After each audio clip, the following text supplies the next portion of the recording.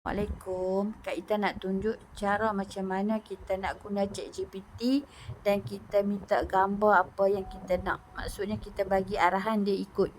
Okey, mula-mula pergi ke ChatGPT lah.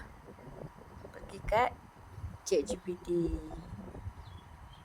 Okey, ChatGPT Kak Ita. Ni. Okey, lepas tu pergilah kat sini. Lepas tu pergi ke open. So kat sini kita minta apa yang kita nak. Lepas tu kita minta apa yang kita nak, dia dah bagi tau. Contoh kita cakap, okey gambar ni kan, kita kata boleh tak awak ubah gambar ni saya pakai blazer biru, tudung putih. Nampak dia bagi dekat Kak Ita ni. Tapi yang ni ada Omegle. Lepas tu kita macam tak puas hati, kita bagi tahu balik lah, boleh tak awak tak perlu letak gambar produk. Tulis sahaja. Nampak dia dah bagi macam ni.